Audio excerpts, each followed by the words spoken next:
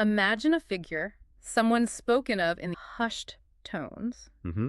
a name whispered with reverence, Stone Main. But only when he's not actually there.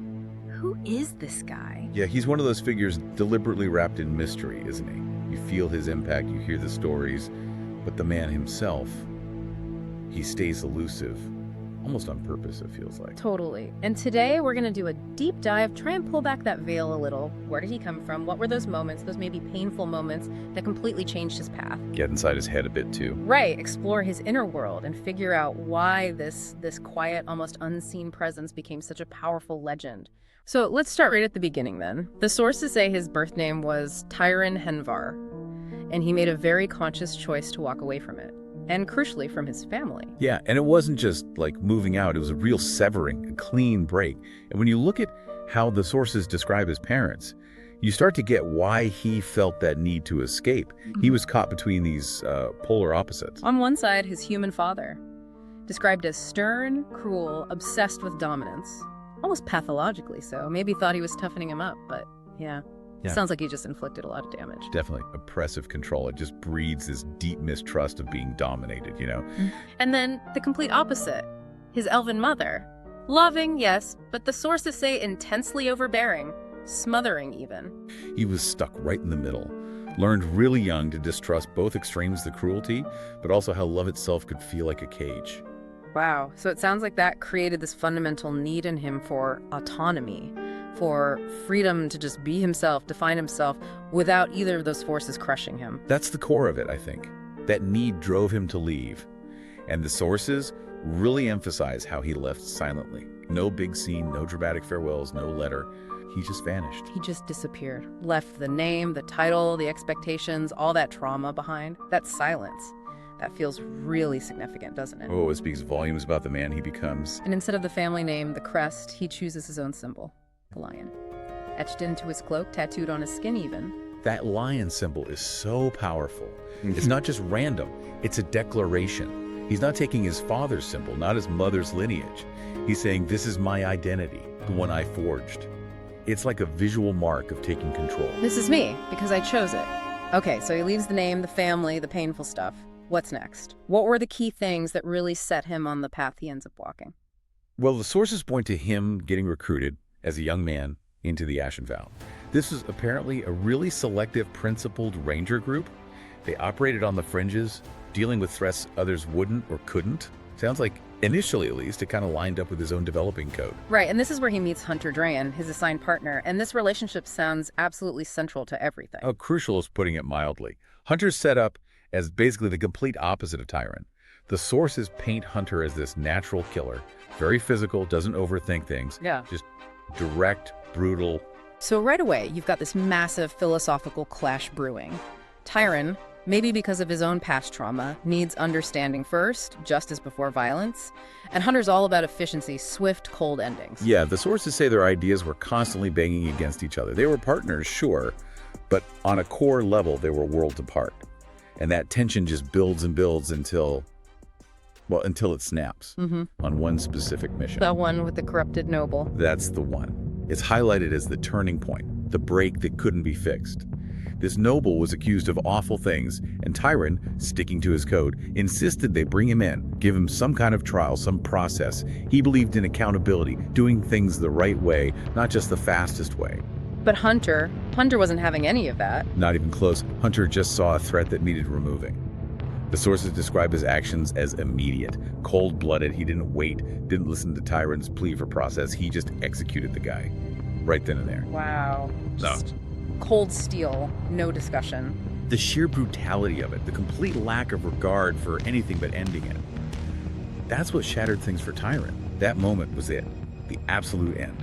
Tyren wouldn't stand beside Hunter ever again. Man, that single act just crystallizes everything, doesn't it? His sense of right isn't about written laws.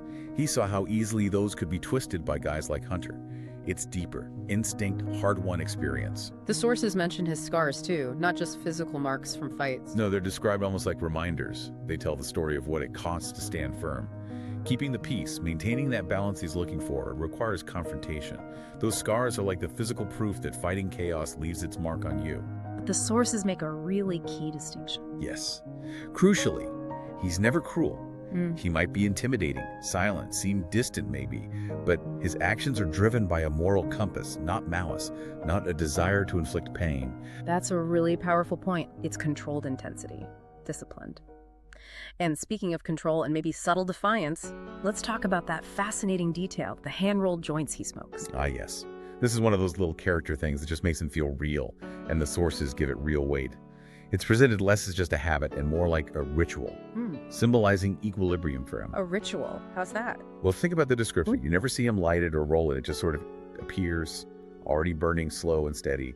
That suggests control, self-sufficiency. The ember glows like a flame from a darker past. In the way he smokes it. Inhaling like breath, maybe taking in the world's weight. Exhaling like punctuation. It's a moment of centering himself, finding that stillness, that balance, amid whatever chaos is around or inside him. And the fact that he never takes hits from others, always has his own, rarely shares. That just underlines the self-contained thing, doesn't it? His balance is his own, maintained by him.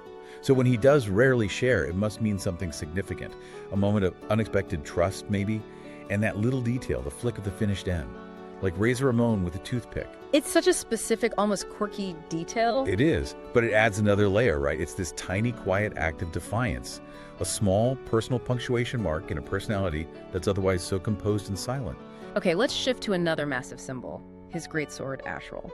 Forged from 2 legacies, it says, and inscribed with, "Remember who you are." This is where it all ties together so beautifully. That inscription, "Remember who you are," seems like it directly challenges his past, the one he left. Exactly. It's not saying remember Tyren Henvar or the cruel dad or the smothering mom. It's telling him to remember the identity he forged after leaving. Remember the principles he chose, the justice he fights for. Remember the man who chose the lion symbol. The sword is this constant physical reminder of his chosen path, his real identity, separate from his origins. So it ties him to the principles he embraced, not the past he ran from. That's a powerful symbol of self-definition. Binds him to his chosen self. Reinforces how deliberate that break from his past really was. Okay, so fast forward to now, based on these sources. What's Stone Main's current state of mind? What are his goals out there in the world? He's basically a roaming ranger, not tied to any group. He acts as this force of balance. The sources paint him as constantly pushing back against the weight of chaos in the world. He's become Stone Main, this almost mythical figure people talk about reverently. And his goals? You said not conquest or revenge? No, the sources are clear on that. He shows up where he's needed. When tyrants rise up, when monsters start bleeding into the world from wherever they hide, he fights for what he sees as right, which is a really key difference from fighting for law, especially after his experience with the Ashen Vow's corruption and Hunter. His goal is balance, not rule enforcement. Which brings us neatly to his relationships. Definitely not part of the Ashen Vow anymore. The vow didn't just vanish. It fractured, got corrupted. And guess who rose up to lead the twisted version? Hunter Drayen. Ah, right, the Fallen Ranger. Precisely. Hunter took that principled ranger corps Tyren first joined and twisted it into this ruthless, militarized machine. They're now called the Iron Howl Legion. The sources say they leave ruin behind them, not just physically, but spiritually too. That is a chilling transformation.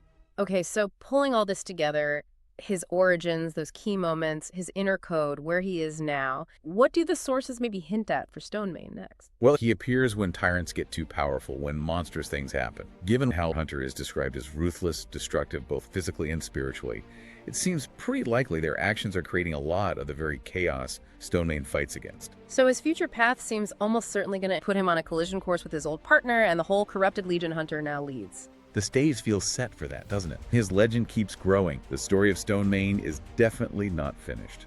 It really is such a powerful journey when you lay it all out, from this young guy shedding a name, a toxic past, to becoming this silent force for balance out in the wilds, carrying a sword that literally tells him, remember who you are. It really makes you think about identity, doesn't it? Is it something you're just born with, or is it something you have to actively build through your choices, your principles? Stone Main's path, as we see it in these sources, kind of asks us to look inward, to think about how we decide what's right when the law maybe falls short. How does his chosen path challenge how you, listening right now, define your own identity and the principles you try to live by? Definitely something to mull over as you think about the legend of Stone Main.